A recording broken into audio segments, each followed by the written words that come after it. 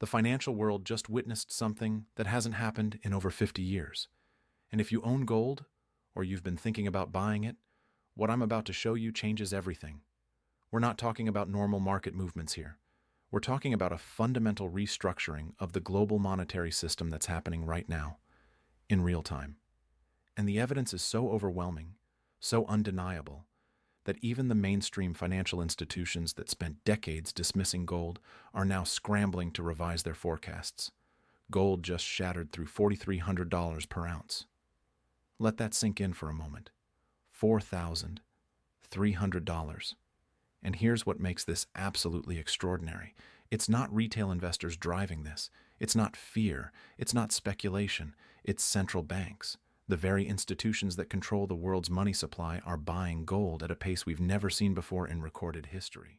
In the third quarter alone, central banks added 220 tons of gold to their reserves. That's a 28% increase from the previous period. But here's where it gets really interesting. This isn't a one-quarter phenomenon.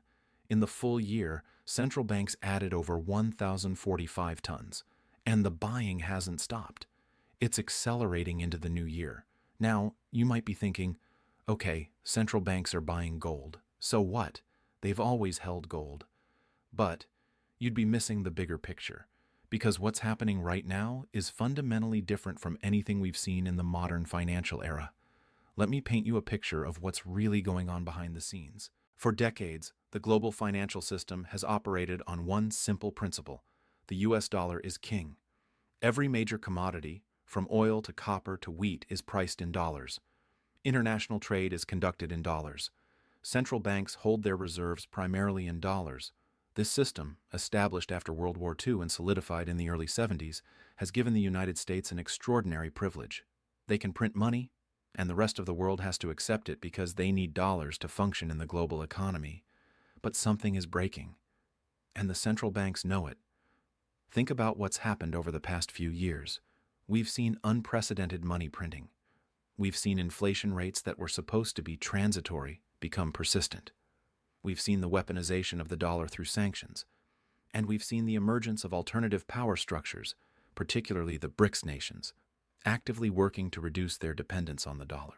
Now, here's where most people get this wrong. They think de-dollarization is some future event that might happen.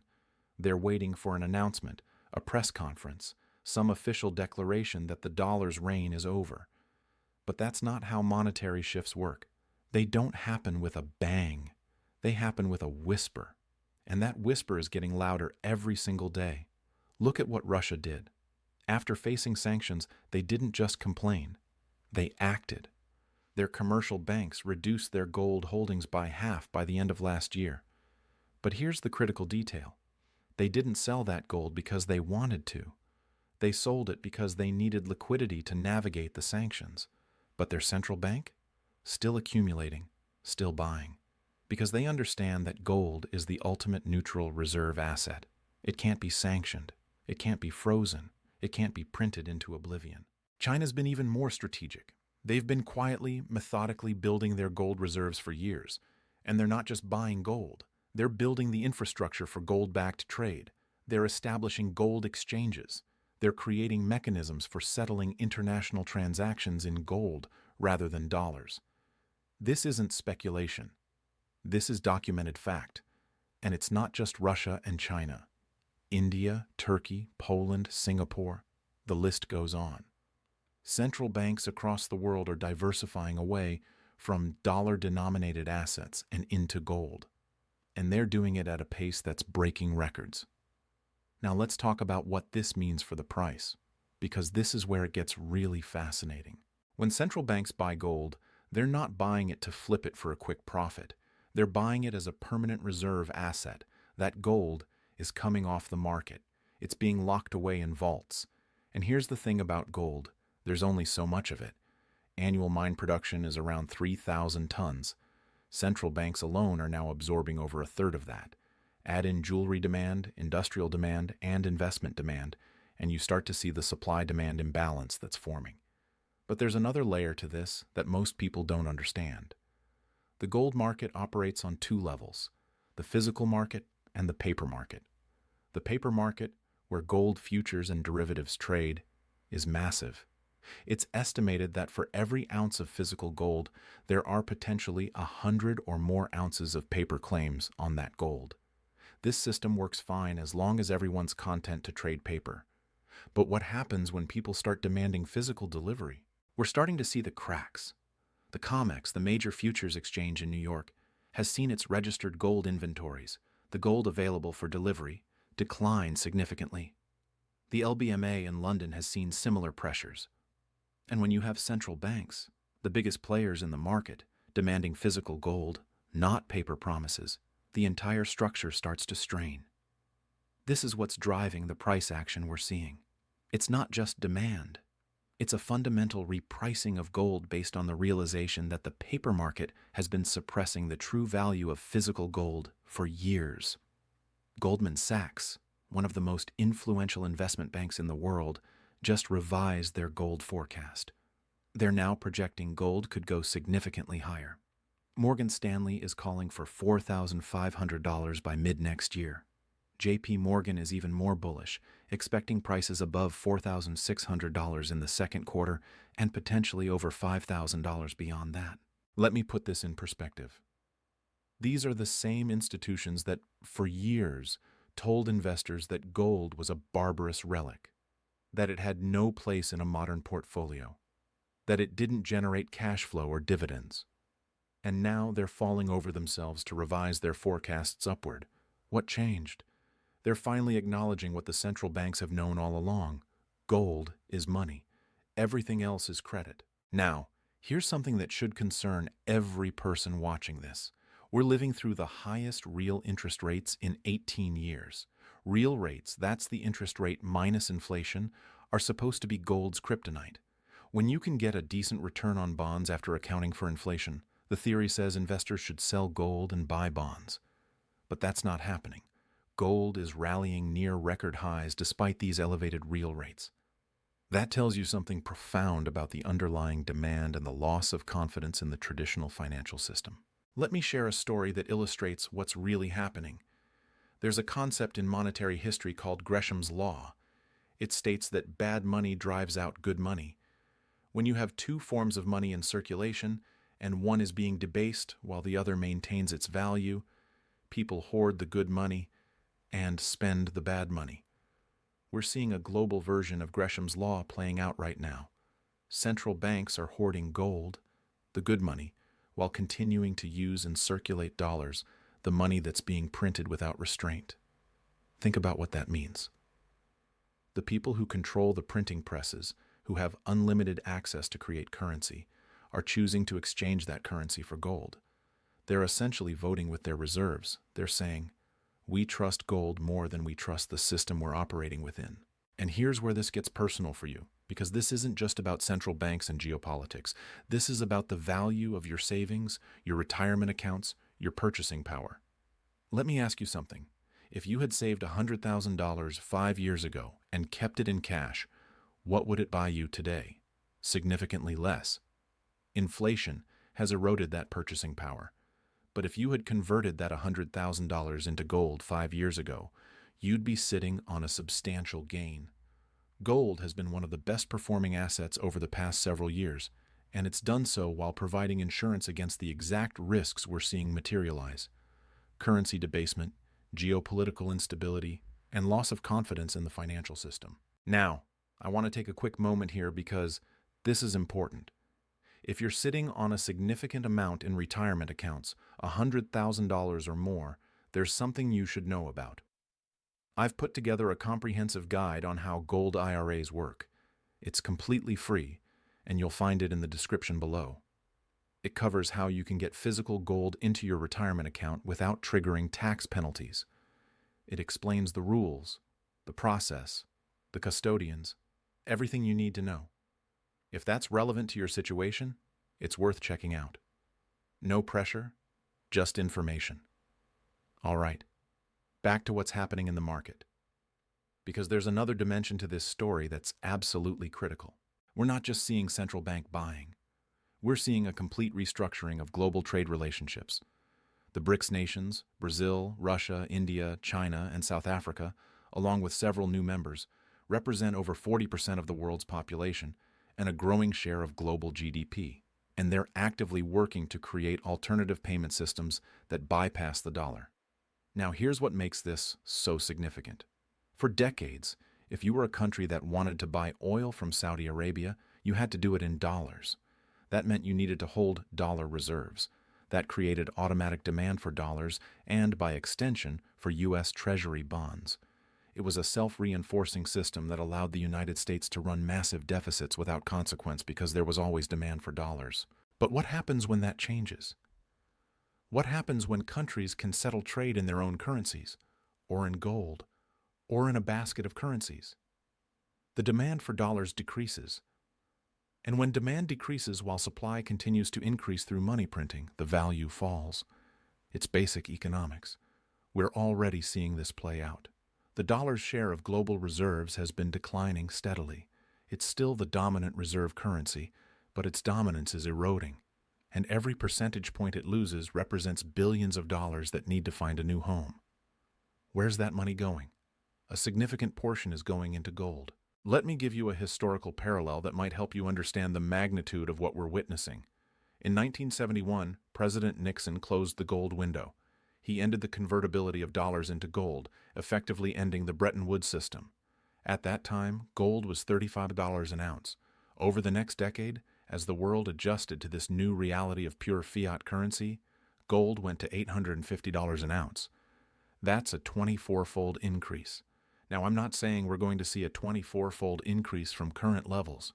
The circumstances are different. But what I am saying is that we're in the early stages of another fundamental monetary transition. And history shows us that gold performs extraordinarily well during these transitions. Here's another historical example. In 2008, during the financial crisis, gold was around $800 an ounce. By 2011, it had reached $1,900. Why? Because central banks responded to the crisis by printing unprecedented amounts of money. Quantitative easing, zero interest rates, all of it designed to prevent a deflationary collapse. And investors, recognizing that this money printing would eventually lead to inflation and currency debasement, bought gold as protection. But here's what's different now. In 2008, it was primarily Western central banks doing the printing, and primarily Western investors buying gold. Now it's global. Central banks from every continent are buying. The scale is larger. The implications are more profound. And there's another factor that's often overlooked: the supply side. Gold mining is an incredibly difficult business. It takes years to bring a new mine into production. Exploration, permitting, construction. It's a decade-long process in many cases. And the easy gold has already been found. The ore grades are declining, the costs are increasing, the environmental and social challenges are mounting. What this means is that even as demand is surging, supply is constrained. We're not going to see a sudden flood of new gold entering the market. The supply response is slow and limited, and that creates the perfect setup for a sustained bull market. Now, let's talk about what this means for different types of investors, because the implications vary depending on your situation. If you're in your 20s or 30s with decades until retirement, you might be thinking, why should I care about gold? I should be in stocks, in growth assets. And there's some truth to that. But here's what you need to understand. Gold isn't just an investment. It's insurance. It's the asset you hold to protect against the scenarios where everything else fails. And in a world where we're seeing unprecedented monetary experimentation, where debt levels are at all-time highs, where geopolitical tensions are rising, having some insurance makes sense. If you're in your 40s or 50s, in your peak earning years, you're probably thinking about wealth preservation. You've accumulated assets. You've built a nest egg. And the last thing you want is to see it eroded by inflation or wiped out by a financial crisis. This is where gold really shines. It's the asset that maintains purchasing power over long periods. It's the asset that tends to perform well when other assets are struggling. And if you're approaching retirement or already retired, this is absolutely critical, because you don't have time to recover from a major market downturn. You need stability. You need assets that will preserve your purchasing power. And you need protection against the risk that the financial system, which has been relatively stable for your entire adult life, might not be as stable going forward. Let me share another story that illustrates this point. There's a concept in portfolio theory called the efficient frontier. It's the idea that you can optimize your portfolio to get the maximum return for a given level of risk. And numerous studies have shown that adding gold to a traditional stock and bond portfolio actually improves the risk-adjusted returns. It reduces volatility. It provides diversification. It improves the overall performance of the portfolio. But here's what's fascinating. Those studies were done during periods when gold was relatively stable or declining. Imagine what the results would look like during a period like we're in now, where gold is in a sustained bull market, driven by fundamental factors. Now, I want to address something that I know some of you are thinking. Isn't gold just a bubble? Isn't this just speculation driving the price up? And it's a fair question. But let's look at the evidence. Bubbles are characterized by retail investor mania. They're characterized by leverage and speculation. They're characterized by valuations that are completely disconnected from fundamentals. We saw this with tech stocks in the late 90s. We saw it with housing in the mid-2000s. We saw it with cryptocurrencies in recent years. But that's not what we're seeing with gold. Yes, the price is rising, but it's rising on the back of central bank buying, institutional accumulation, and fundamental supply-demand imbalances. Retail investor participation is actually relatively modest compared to previous gold bull markets. There's no mania, there's no euphoria, there's just steady, persistent buying from the most sophisticated players in the market. And here's another key point. Gold isn't priced in a vacuum. It's priced relative to other assets and relative to the money supply. When you look at gold relative to the total amount of currency in circulation, relative to global debt levels, relative to the size of the financial system, it's actually not expensive at all. In fact, by some measures, it's still undervalued. Let me give you a specific example. The total value of all the gold ever mined is estimated at around $15 trillion. That sounds like a lot, but compare it to the total value of global stocks, which is over $100 trillion, or global real estate, which is over $300 trillion, or global debt, which is approaching $300 trillion. Gold represents a tiny fraction of global wealth, and as more of that wealth seeks the safety and stability of gold, the price has room to run. Now let's talk about the mechanics of how this plays out, because understanding the mechanism is crucial to understanding where this is headed. When a central bank decides to buy gold, they typically do it through the bank for international settlements or through direct purchases from other central banks or from the market. These are large transactions, often hundreds of tons at a time. And they're not price sensitive in the way a retail investor might be. They're not trying to time the market or buy dips. They're executing a strategic decision to diversify their reserves. This creates a floor under the gold price. Every time there's a pullback, every time profit takers come in, the central banks are there, absorbing the supply. This is why we've seen gold's corrections become shallower and shorter over the past few years. The bid is always there. But there's another dynamic at play. As the price rises, it attracts attention. Investors who've been sitting on the sidelines start to take notice. Financial advisors who've been underweight gold start to reconsider. Institutions that have strict allocation limits start to rebalance. And this creates a self-reinforcing cycle. We're also seeing interesting developments in the gold-backed financial products. Gold ETFs, which allow investors to gain exposure to gold without holding physical metal, have seen significant inflows. The largest gold ETF has seen its assets under management surge to over $140 billion. That's real money flowing into gold. But here's what's really interesting.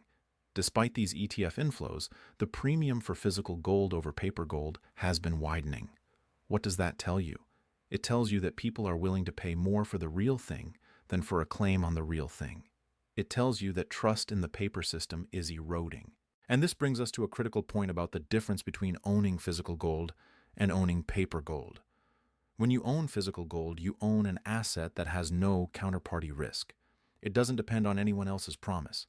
It doesn't depend on a financial institution remaining solvent. It doesn't depend on a government honoring its obligations. It's yours. You control it. Paper gold, whether it's an ETF, a futures contract, or a gold certificate, is a claim on gold. And in a crisis, claims can be broken. Contracts can be settled in cash. Institutions can fail. We saw this in 2008 when Lehman Brothers collapsed. People who thought they had safe investments suddenly found themselves holding worthless paper. Now, I'm not saying that all paper gold is bad. ETFs serve a purpose. They provide liquidity and convenience. But you need to understand the difference and the risks. And if you're buying gold as insurance against systemic risk, you need to own the physical metal. Let me share one more historical parallel that's incredibly relevant. In 1980, gold reached $850 an ounce. Adjusted for inflation, that's over $3,000 in today's dollars. But here's the key difference between then and now. In 1980, gold's rise was driven primarily by inflation fears and geopolitical tensions. The fundamentals that drove it to that peak eventually reversed. Inflation was brought under control. Interest rates were raised dramatically. And gold entered a 2-decade bear market. But the fundamentals driving gold today are different. We're not just dealing with inflation. We're dealing with a structural shift in the global monetary system. We're dealing with debt levels that are mathematically impossible to repay without currency debasement. We're dealing with geopolitical realignments that are decades in the making. These aren't temporary factors that can be reversed with a change in monetary policy. These are long-term structural trends. And here's what that means for you. This isn't a trade. This isn't something where you try to time the top and get out. This is a strategic allocation. This is something you hold as part of a diversified portfolio to protect against risks that are very real and very present. Now let's talk about the practical implications. What should you actually do with this information? First, assess your current portfolio. How much exposure do you have to gold? If the answer is 0 or close to 0, you're taking on more risk than you probably realize. Most financial advisors recommend anywhere from 5% to 15% of a portfolio in gold, depending on your risk tolerance and time horizon. Second, decide how you want to hold it. Physical gold, whether coins or bars, gives you direct ownership, but requires secure storage. Gold ETFs provide convenience and liquidity, but come with counterparty risk. Gold mining stocks offer leverage to the gold price, but come with company-specific risks. There's no one right answer. It depends on your situation. Third, think about the tax implications. If you're holding gold in a taxable account, you need to understand that it's taxed as a collectible, which means a higher capital gains rate than stocks. But if you hold it in a retirement account, like a gold IRA, you can defer those taxes. This is why understanding the rules around gold IRAs is so important for anyone with significant retirement savings. Fourth, don't try to time it perfectly. The biggest mistake investors make is waiting for a pullback that never comes. Yes, gold will have corrections. All assets do. But trying to catch the exact bottom is a fool's errand. If you believe in the fundamental case for gold, and the evidence suggests you should, then start building a position and add to it over time. And finally, stay informed. The gold market is complex. It's influenced by factors ranging from central bank policy to geopolitical events to supply disruptions. You need to understand what's driving the price so you can make informed decisions. Let me bring this all together. We're witnessing a historic moment in financial markets. Gold has broken through $4,300 an ounce, driven by record central bank buying and a fundamental shift in the global monetary system. The institutions that control the world's money supply are voting with their reserves, choosing gold over fiat currency. The supply-demand dynamics are creating a structural bull market, and the geopolitical realignments underway suggest this trend has years, not months, to run. For anyone who owns gold, this validates the decision you made. For anyone who's been considering it, the case has never been stronger. And for anyone who's been ignoring it, the risk of remaining unprotected has never been greater. This isn't about getting rich quick. This isn't about speculation. This is about protecting what you've worked your entire life to build. It's about ensuring that your savings maintain their purchasing power in a world where currencies are being debased. It's about having insurance against the scenarios that keep central bankers up at night. The reset isn't coming. The reset is here. It's happening right now, in real time, as central banks around the world reposition their reserves for a new monetary era. The question isn't whether this is happening. The evidence is overwhelming. The question is whether you're positioned to protect yourself and potentially benefit from what's unfolding. Gold has been money for 5,000 years. It's survived the rise and fall of empires. It's survived countless currency crises. It's survived every financial innovation and experiment. And it's surviving this one too. In fact, it's not just surviving, it's thriving. Because when the foundation of the financial system is shaking, people return to what's real, what's tangible, what's proven. The central banks understand this. The institutions understand this. The question is, do you? And more importantly, are you going to act on it? Because the opportunity to position yourself before the crowd realizes what's happening is closing. Every day that passes, more investors wake up to this reality. Every day, more capital flows into gold. Every day, the price reflects more of the fundamental value that's been suppressed for so long. This is your moment. This is your chance to make a decision that could define your financial future, not based on hype, not based on speculation, but based on the cold, hard evidence of what the smartest money in the world is doing. They're buying gold. The question is, will you?